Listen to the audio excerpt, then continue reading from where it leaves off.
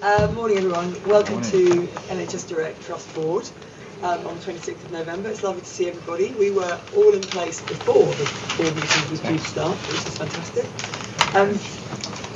So we have, as is our new structure, a short integrated corporate board meeting. We then break up into our two principal subcommittees for the rest of the day.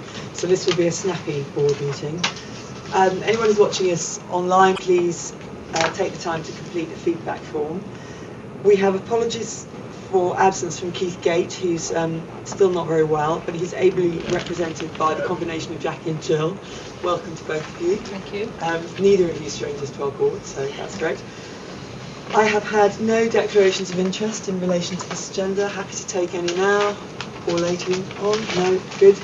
Let's then just quickly see whether there are any matters of accuracy on the minutes of the October board, which was held on the 29th. Are there any corrections to the minutes? No, very good. We have a rather uninteresting action log, which I think reflects the fact probably that because the substance of our work is now largely being done through the subcommittees, the action log on the corporate integrated board is not likely to be a very heavy one. So we're fully up to date on that. I took it as a sign of executive efficiency that we completed all the actions. Absolutely true. Definitely right. Very well done, everybody. I remember that. Let's then move into the performance section of the board meeting. But perhaps before I do that, I'm going to specifically mention something that's going to be coming up in the private section of the meeting. So we won't be discussing it in public, but we will be spending a significant amount of our private board meeting this morning talking about the consultation paper, which we're expecting to go into staff consultation with our staff starting on the 3rd of December. And that is a very serious and significant item. It's obviously got to be discussed in private first, but it will very shortly be in the public domain. I wanted it to be on record that that's what we're spending our time doing this morning.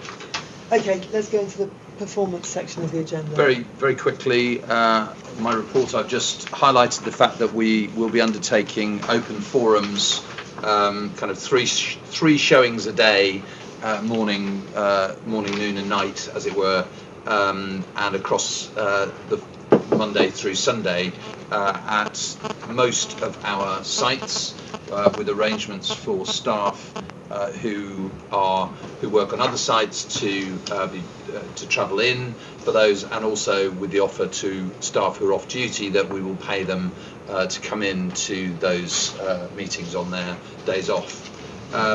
So those forums are happening. Clearly the content of that we will be talking about in the private part of the meeting, which you've just talked about. We did issue some written communications to all staff to update them, and for the eagle-eyed spotted the deliberate error in my reports, the 9th of November, not December, and board members will have seen, I'm sure, some of the media that followed unison claims that we were closing a very large number of sites and that we'd made that decision, which of course was not true. That did create some anxiety amongst staff, which I'm hoping that our staff side have now recognised was not necessarily the right way of approaching the issue with us. But the other two items, just very quickly, the NHS mandate. So this is the Department of Health's set of instructions to the newly created commissioning board as to what they are to achieve until March 2015. Quite an all-encompassing document, I thought.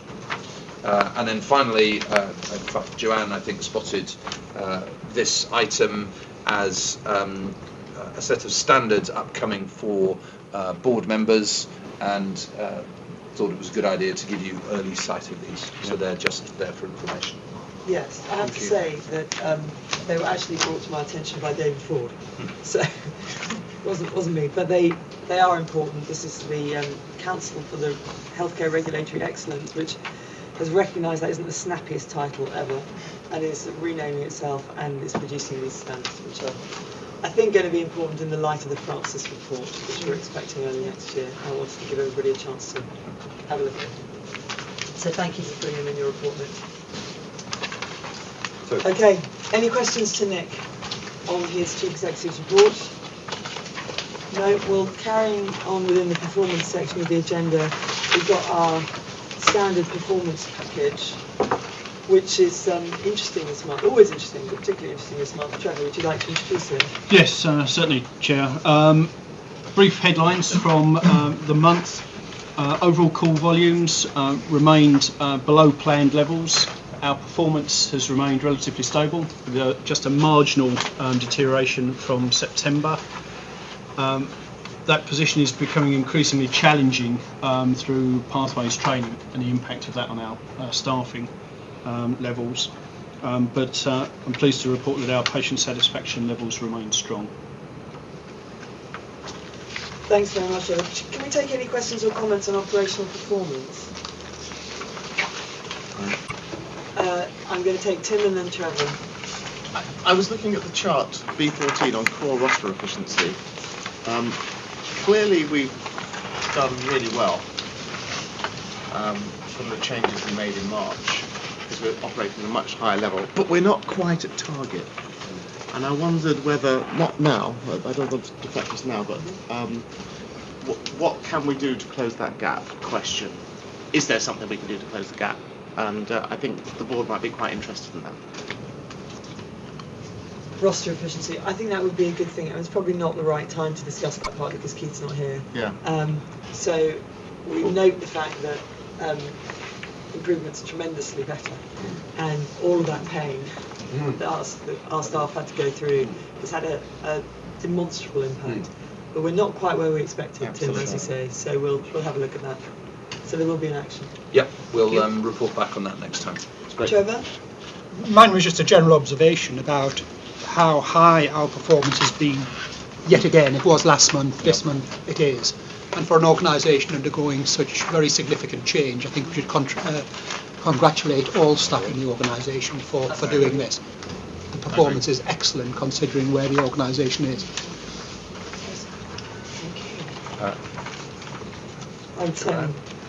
I'd support that. Okay. Just one thing. I agree with Trevor's point about maintaining and sustaining the performance in quite difficult circumstances. I just wanted to ask Trevor a bit more about the training of the 111. Obviously, that was I'll call it this, an add-on of to help transition. Is it going to have a significant impact, do you think, or is it something we can overcome? It's having a quite a material impact upon our performance and has throughout the month of November, but that is something that we've been in close dialogue with the commissioners upon, right. So they do understand the implications. Yes. We're trying to work through that as carefully as possible. Because it is supporting the 111 implementation process, so right. I do think that should be recognised. Thank you. It might be worth recording that the existing services subcommittee is looking very, very closely at that issue. We did last month and were satisfied with the management action being taken, and we're having another detailed discussion after this meeting. Yeah. Thank you, Trevor. It was also a matter of quite a lot of debate at the Clinical Governance Committee as well. So. Okay. Great. I am going back a comment. I'll grab you in a second, Steve. In relation to maintaining our performance during this very difficult period, I mean, the thing that we should also point to is sickness, which is obviously one of the inputs to that better performance. But we spent such a lot of time, bemoaning the fact that we weren't making real inroads, and now we're finding our staff have really showed quite remarkable resilience. Yes, over a number of months now. Yes, and we have always said that has been one of our problems in the past, that whenever events started to unfold, but that hasn't happened this time. So again, our staff and our managers have done extremely well in that regard. I'm sure the managers have a great deal to do with that, so it's both from Yes. myself and the managers. Yes, I think it's indeed. worth noting. Yeah. Steve?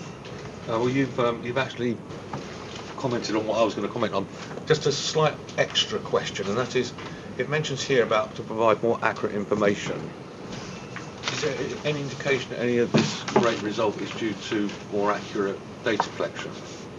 No, I don't. No, No, fine. No. Then that's good. That's We'll get that the audit committee. We have Okay, that. great. Should we move on to money then? There aren't any more operational performance questions. Thank you, Chair. Consistent financial performance. We remain on plan. We're carefully tracking the position as we go forwards against our re-baselined budgets, but our I&E position remains, as I say, on plan, and our cash balances remain strong. Questions? Very good. Sue? I just have a small one, which is I too was very pleased with the performance for October. But I was sort of surprised then to see KPI penalties for October, given that we seem to have hit almost all the targets that we had. But what is actually generating that KPI penalty? It's the daily impact rather than daily impact. measured over the month as a whole. So it's the spiky nature of performance during the course of the month that gives us the KPI penalties. So overall our performance is good, but on certain days it's not. I'd like to follow that up with a question. I was looking at, which relates back to the operational performance. I was looking at the numbers of 111 calls. I mean, they're obviously overall a very tiny number of calls compared with the 0845 service.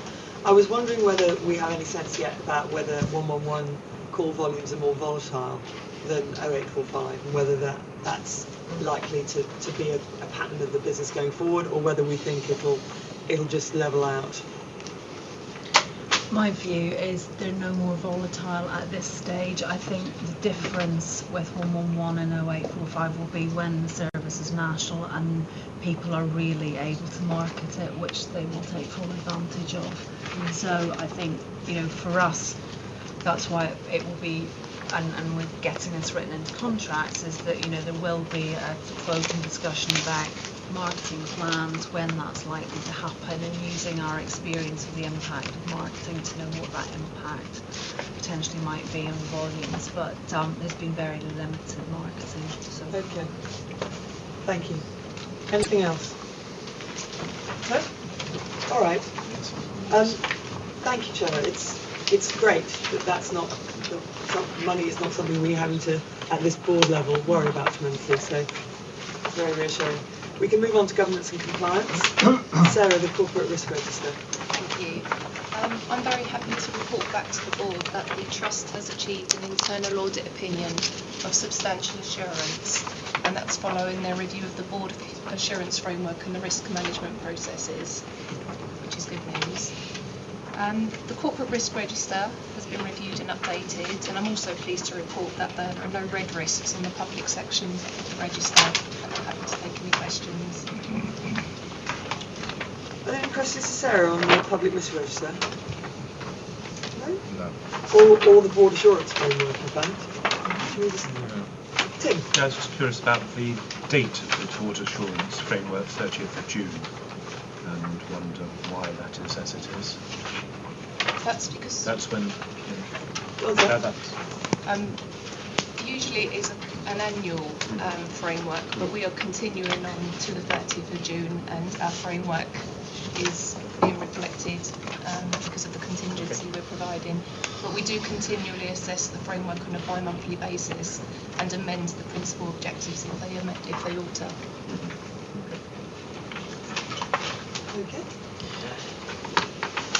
Fine. I doubt there's anything very much to discuss on the corporate events calendar. I guess this is for information at this stage. Keisha, what would you like people to do? Let you know if there are issues? I think yes, it would be helpful from that point of view if you could flag if there are any. The one thing I would just flag up is that what we are hoping to be able to do is to hold the annual general meeting on the 1st of July. Now, at this stage, that must be regarded as an aspiration rather than definite plan, because clearly it's dependent on being able to work all of the timetables of the data and the audits and get everything lined up. Is that earlier than usual? It's about two weeks earlier than usual. So that's the plan. The fallback position is that there's a meeting at the end of July, which would be the AGM instead. But the the intention is to be able to pull all of that together, have the AGM to coincide with the end of effectively the interim period, the transitional period between the current and the future. So if we did that, in effect, we'd have almost a 3-month period without a board meeting in it. No. Is that not right? And that's what I thought. That certainly isn't the intention. Is that what the That's thing what it shows? says, So yeah. we've got a board meeting for each month, apart from May. Yeah, so we've lost one in translation. So what we've done is It's June rather than May. we go from the beginning of July until the end of September without a board meeting. I don't think I understand that. So we've got one on the 3rd of June. I found this quite hard to read, I have to say, so maybe I've misunderstood it. Okay. But It is what it shows. So the green. yeah, Apologies for anyone watching in black and white. Green board meeting on the 1st of July. Nothing in August. September board meeting on the 30th. Oh, but there should be one on the 29th of July. so So we've got two in the the June month. meeting is the 1st of July. Right. There's one at the end of July, which is the 20th. So the missing one. Right, okay, We that's don't missing. have one in August, it's the usual. So there's one missing on this chart, which is the 29th of July. Yeah. Fine. Okay, that makes sense. So April and May are in there. That was a more Yeah, interesting. well, there you go. We discussion than I made expected. something out of it, didn't we? Fine. That feels better. All right. Anything else on the timetable? Anything else on the timetable? Okay. Then we're into our minutes and feedback from our committees. So let's start with the audit committee. We've had feedback, Peter, so this is just a set of minutes. Yeah. Correct. Yeah. Same for the clinical governance meeting on 7th of September, which takes us to the 30th of October Teacher NHS Direct Committee, which I'm meant to be feeding back on, which I will neatly delegate to Trevor. Swift pass there. But you can't report back to yourself, can you? No, I can't report back to myself. You have before you the agenda that we've covered at our session. A lot of the areas that we've picked up through our strategy event. So we covered that in an awful lot of detail in terms of our operating blueprint and model that we're looking to put in place in order to meet our contractual commitments. And we worked through the key components of where we are in terms of the contractual agreements, where we are in terms of our mobilisation plans, and where we are in terms of signing off our blueprint and making that operational. So quite a comprehensive session over the days. Are there any questions to Trevor or me as the chair of the future subcommittee? No? All right then. So we've got minutes from the 29th transition and decommissioning subcommittee, but we haven't had feedback yet. So you're very far ahead on your minutes. Very impressive. Next squeaky there. Trevor, would you like to just give us highlights from that? Yeah, this committee splits its agenda into two halves. It looks at the core business of the organisation. We're reviewing performance of both 0845 and 111 on a monthly basis. And we also look separately, the second half of the agenda is looking at the task of decommissioning the 0845 service. Yeah. If we look at the performance, we were looking at September figures, and we noted that operational performance was very high and improving. We've already said the same has continued into November, which I think is good news for the organisation. As far as clinical quality is concerned, we reviewed 2 calls from patients who had taken toxic substances. Trevor, I'm just going to hold you there because it would be nice to just slide that into the stakeholder section in a minute. So could I ask you to come back to that in a second? Certainly could. Well then, probably I should give the full report rather than split the report into 2 halves of that meeting. Mm-hmm. Okay, so you're going to stop there. I think Joanne meant Sorry. just the bit about just the patient piece. just the call. Was there But, anything? Okay. so we had a lot of feedback from that meeting as a comprehensive report from the meeting. Okay. Well, in that case, why don't you just carry on, and we'll take that as a slightly earlier agenda. Yeah. That's fine. So, as I was saying, we reviewed calls from patients who'd taken toxic substances. This followed a clinical audit earlier around this service, and we were pleased to note that the organisation had learned from the issues raised in the clinical audit, and the calls we reviewed we regarded as being very positive. We also reviewed a report which had been to the Clinical Governance Committee, looking at whether the organisation learned lessons from serious incidents, and again I think the committee was impressed with how we did. We have various ways to communicate lessons learned from serious incidents. We asked for a little bit more work to be done to see whether we can do that even better, but generally a very, very positive feel around how we're managing the clinical agenda in the organisation. Thank you, Trevor. I mean, it's particularly good to hear that. I mean, given I'm sure many of you will have heard the same news item I heard this morning about concerns, I think, relating to Scotland and the lessons learned process from clinical incidents, which has been criticised quite heavily. So it's very fortunate for us that you've had a look at that, and I think we need to recognise the work of not just the existing services and transition subcommittee, but also the clinical the work the clinical committee does, clinical governance committee, and of course the work in the organisation that underpins all that enables us to have the assurance that we're learning from critical incidents. So that's great. Any questions? Yeah, comments, questions? I think that is reassuring, and not to be taken lightly. It's part of the problems in the Francis inquiry was really having, top of the shop, very good performance, but underneath concerns and problems about handling incidents, complaints, and worries that are coming from the public at large. And so I do think this is an important point that Trevor and his group have raised, that I think is important, not just for learning, but for policy development and general understanding that the board takes seriously, very seriously, its role in this as well. So I think this is, I'm glad he's brought that out, and I'm glad you've mentioned what you've said. I think it's a vital part of reassuring the public. Yeah, thank you, Peter. Ruth? Just page 3, the second bullet point at the top, the 175 additional new nurses. I think it's fair to say those are agency nurses, not permanent NHS direct nurses. I think it would just be worth making that clear in the minutes. Okay, thank you, Ruth, that's helpful. Any other questions for the existing services and transition subcommittee?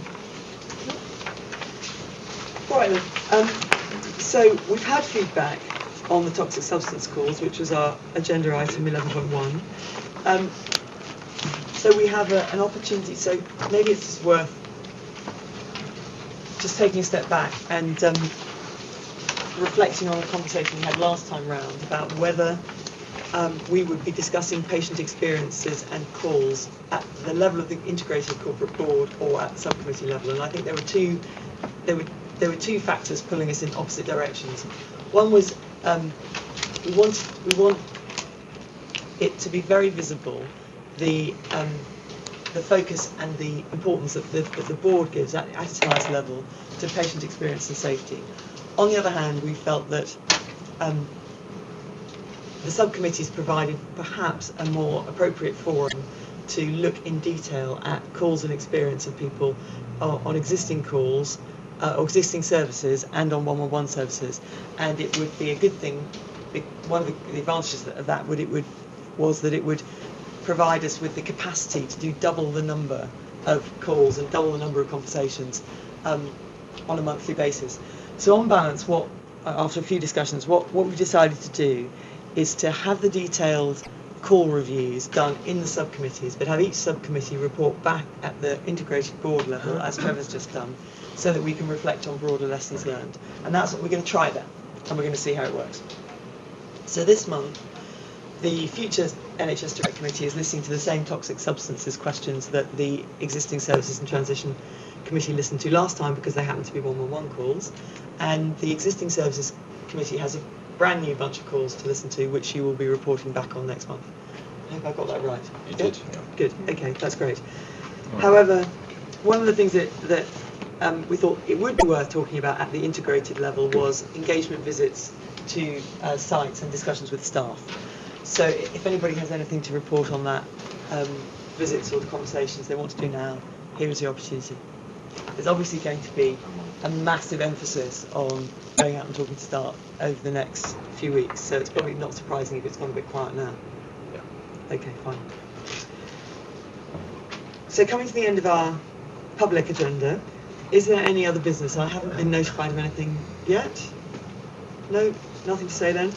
The next meeting of the board will be on the 17th of December at 10:30 here, also online. Please complete a feedback form if you're with us online, and we will take a very short break, a couple of minutes, and then we'll go into our private agenda. Thanks very much, everybody.